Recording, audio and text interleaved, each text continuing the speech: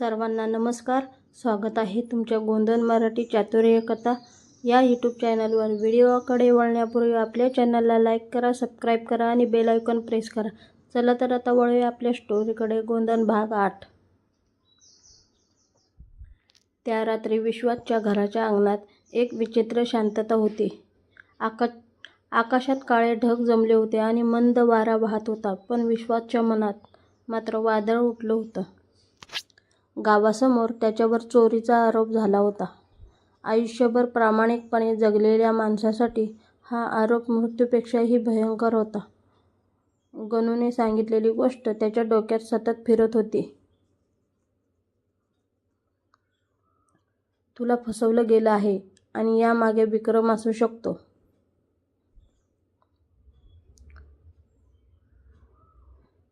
विश्वासला विक्रमवर संशय यायला लागला होता. पण संशय आणि सत्य यामध्ये खूप अंतर होतं. पुरावा नसताना तो काहीच करू शकत नव्हता.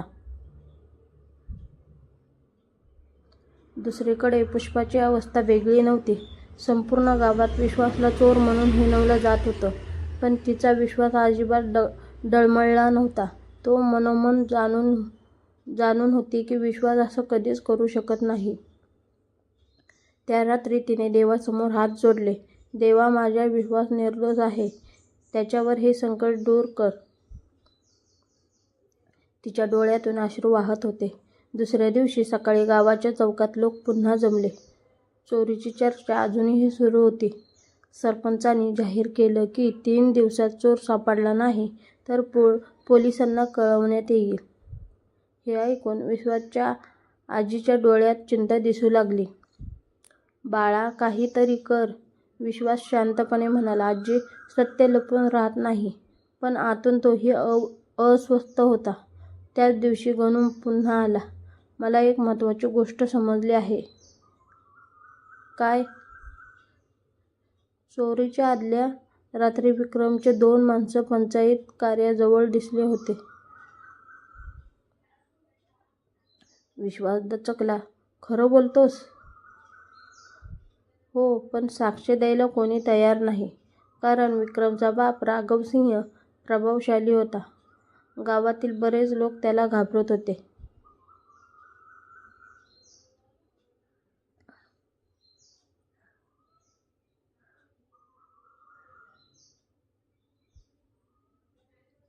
त्या संध्याकाळी पुष्पा आणि विश्वास नदी किनारी भेटले. दोघे काही काळ शांत बसून राहिले. नदीचं पाणी वाहत होतं. आकाशात मावळणारा सूर्य लालसर रंग पसरवत होता. माझ्यामुळे तुला हे सगळं सहन करावं लागलं. पुष्पा हळू आवाजात म्हणाली. विश्वास हसला. तुझ्यामुळे नाही, काही लोकांच्या अहंकारामुळे.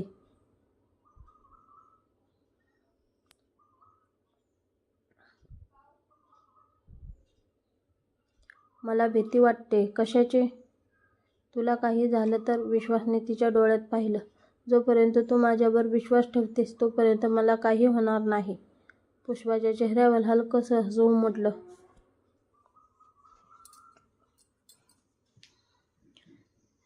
दरम्यान विक्रमच्या मनात वेगळीच कारस्थानं सुरू होतं.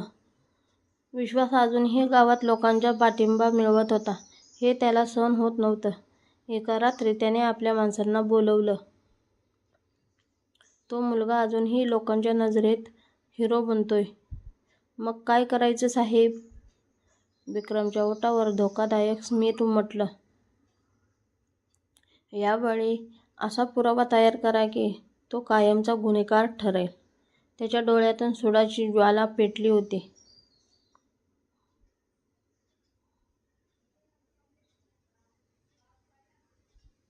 दुसऱ्या दिवशी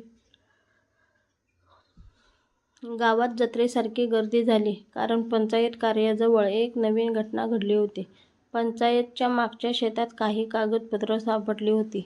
त्यावर विश्वासचं नाव लिहिलेलं होतं. लोक पुन्हा कुजबुजू लागले. आता तरी मान्य करा, तोच चोर आहे. विश्वास हादरला. त्याने ते कागद पाहिले.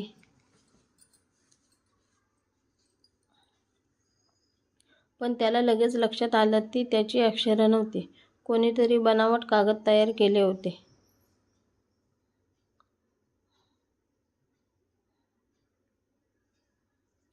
गणूने तपास सुरू ठेवला. रात्री तो चोरीच्या जागेजवळ गेला. तिथे त्याला एक विचित्र वस्तू सापडली. एक चांदीचं बटन. हे साधं बटन नव्हतं. त्यावर व्ही अक्षर कोरलेलं होतं. गणूच्या डोळ्यात चमक आली, कारण त्याने हे बटन आधी कुठे पाहिलं होतं. विक्रमच्या कोटावर.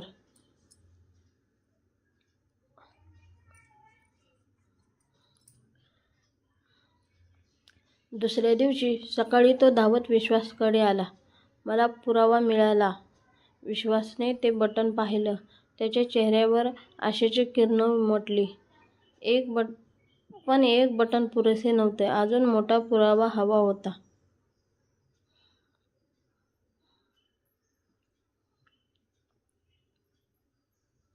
त्या रात्री एक अनपेक्षित घटना घडली. पुष्पा घराच्या अंगणात बसली होती. तेवढ्यात तिच्या खिडकीतून एक दगड आत आला. त्याला एक चिठ्ठी बांधली होती. तिने घाबरत ती उघडली. त्यात लिहिलं होतं, विश्वासपासून दूर राहा, नाहीतर परिणाम वाईट होतील. तिच्या हातातून चिठ्ठी खाली पडली. क्षणभर ती घाबरली, पण पुढच्याच क्षणी तिच्या डोळ्यात निर्धार दिसू लागला. मी घाबरणार नाही.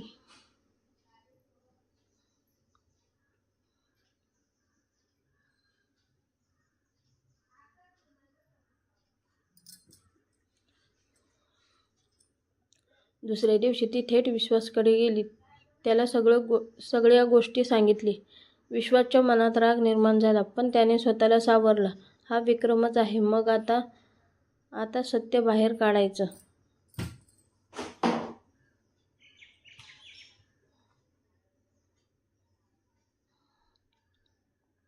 गावात एक मोठी सभा बोलवण्यात आली. सरपंचांनी जाहीर केले की आज चोरीच्या प्रकरणावर अंतिम निर्णय घेतला जाईल. संपूर्ण गाव जमलं. विक्रम आणि त्याचा बाप पुढच्या रांगेत बसले होते. विश्वास शांतपणे उभा होता. पुष्पा त्याच्या बाजूला होती. लोकांमध्ये कुजबूज सुरू होती. तेवढ्यात गणू पुढे आला.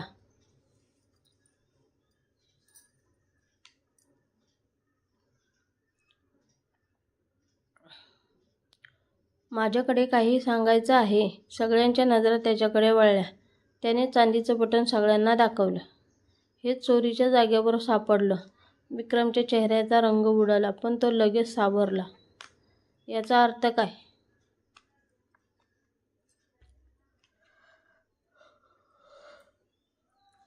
तो ओरडला. गणू शांतपणे म्हणाला, यावर व्ही अक्षर आहे. गावात कुजबूज सुरू झाली.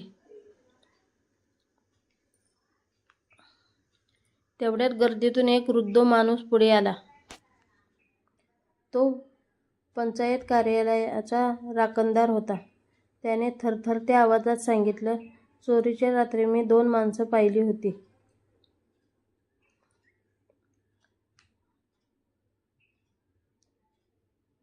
कोण? त्यापैकी एक विक्रमचा माणूस होता. क्षणात गावात खळबळ उडाली. विक्रम संतापला. खोटं आहे. पण आता परिस्थिती बदलत होती. लोक त्याच्याकडे संशयाने पाहू लागले.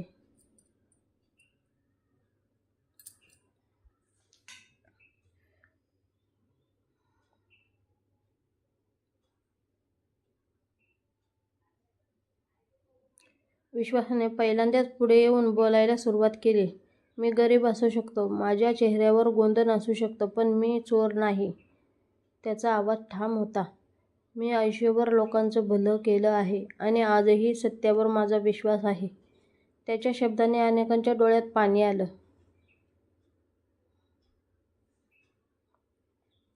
पण तेवढ्यात सभा सुरू असतानाच गावाबाहेरून एक घोडागाडी वेगाने आली. गाडीतील माणूस धापा टाकत खाली उतरला. सरपंच, काय झालं? पोलीस आले आहेत. सगळे दचकले. पोलीस थेट सभेकडे येत होते आणि त्यांच्या हातात काही कागदपत्रे होती. ती कागदपत्रे पाहताच विक्रमच्या चेहऱ्यावरचे रंगत उडाली, कारण त्या कागदामध्ये असं काही होतं जे त्यांचं संपूर्ण कारस्थान उघड करू शकत होतं. गावातील प्रत्येक जण स्तब्ध झाला.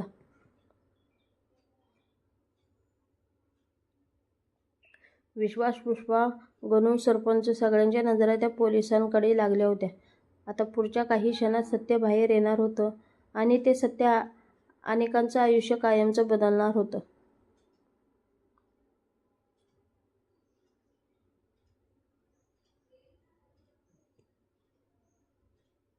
कथा आवडली असेल तर एक लाईक नक्की करा. तुमचे मत कमेंटमध्ये नक्की कळवा. ही कथा तुमच्या मित्रमैत्रिणींना शेअर करा.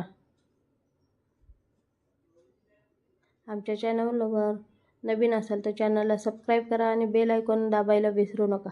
अशा सुंदर प्रेमकथा, भावनिक कथा आणि हृदयस्पर्शी गोष्टींसाठी आमच्यासोबत जोडलेले राहा. धन्यवाद.